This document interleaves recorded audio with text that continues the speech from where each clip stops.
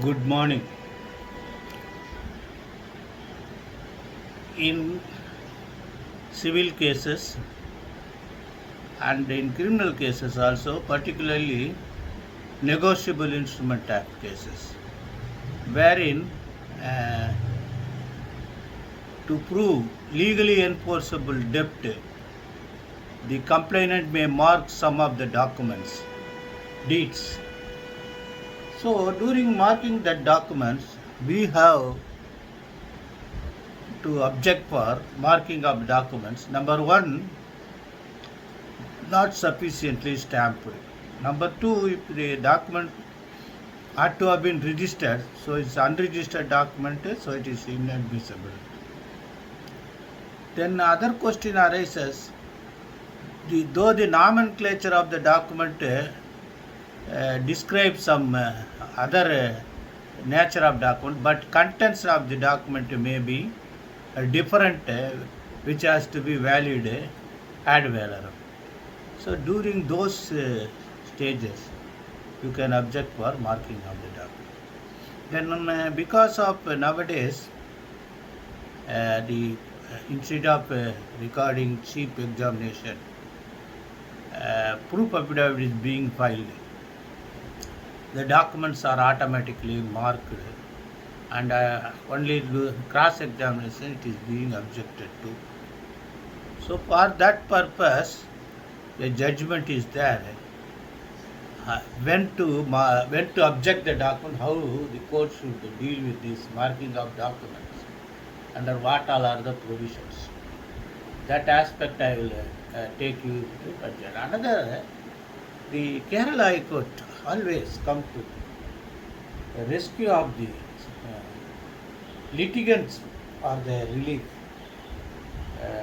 in a different way of dealing with the case interpretation for such. For that also I have another judgment wherein a party want to change the date of birth in his SSLC certificate.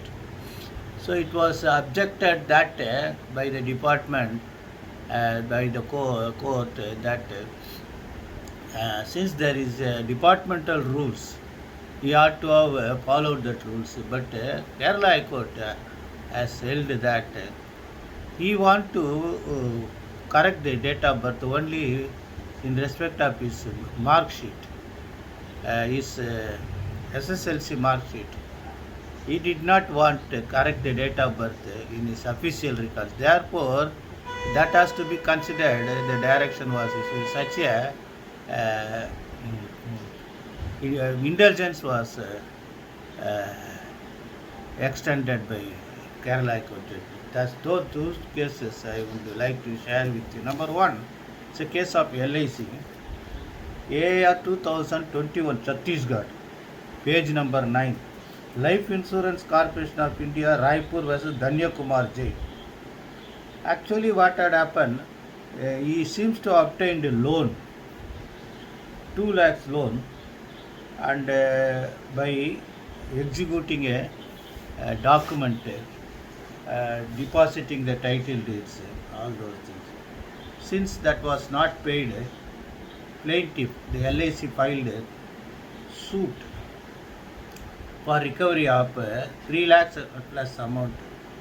The trial court dismissed the suit, stating that the claim of the LIC was beyond limitation. Another thing was the documents marked were not sufficiently stamped. Therefore, they have dismissed the suit. They say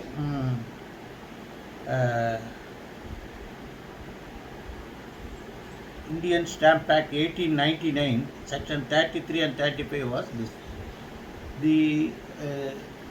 The appeal prepared before the Chhattisgarh High Court was decided on this aspect.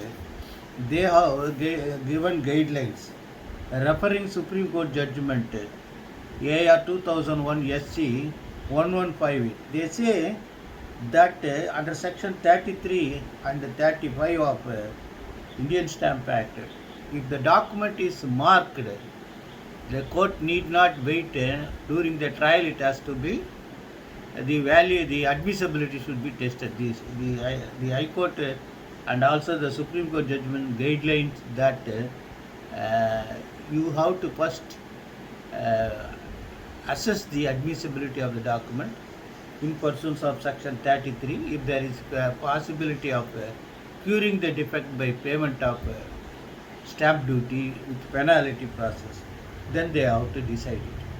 Then the another question, they say the Limitation Act, not 3 years, it is 12 years they say, because the instrument mortgaged, simple mortgage by title, deposit of title deeds, under Article 62 of the Limitation Act, to enforce payment of money secured by mortgagee or otherwise charged upon immovable property, 12 years. By holding that, the judgment was set aside, and the lower court was directed to decide the issues in pursuance of section 33 of the Indian Stamp Act, as well as the limitation provisions for reconsideration, and allowed it. So you go through the judgment and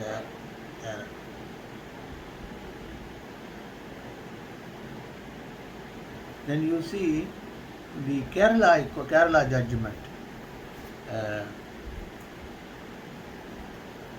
Kerala judgment. This is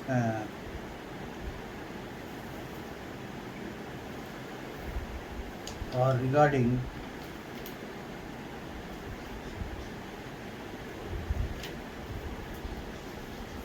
amendment of certificate. AR 2021 NOC 72, sorry, it is Karnataka High Court. Siddhananda Murthy versus State of Karnataka, wherein they say suit for correction of date of birth, maintainability, plaintiff government servant seeking correction of date of birth in SSLC certificate. State contending that remedy is available to plaintiff to approach department under section 5 of 1974. Plaintiff not seeking alteration of date of birth in service record, but only seeking rectification of error of marks in SSLC mark card. Suit is maintainable for limited purpose affecting rectification of mark. Direction issued to effect a correction. This is what they say. This is judgment. It should be kept in mind for the purpose of correction of the date of birth. Therefore, there was a distinction. Karnataka High Court distinction stating that seeking, it depends upon your way of draft. Seeking correction of a mark sheet is something different. Consequent prayer to correct in the government records is something different. So that is what the High Court made some distinction for effect of correction in the mark sheet. I hope you understand. So now I am sharing with you all these judgments for the purpose of professional, effective profession, apart from storing academic knowledge. I hope you understand the stamp duty. Another aspect was I want to share. So far the proof affidavit is concerned,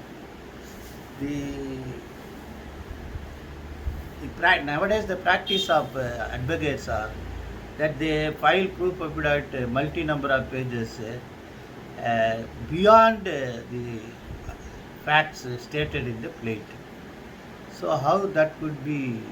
Normally when chief examination is conducted, if the question is put what is not stated in the plate, we normally object, but there was no chance for objection of that. Taking advantage of that, advocates are filing affidavit of service in novel type of multiple pages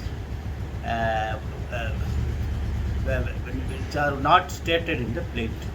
So that for that purpose there should be certain guidelines be formulated to regulate it. Best wishes.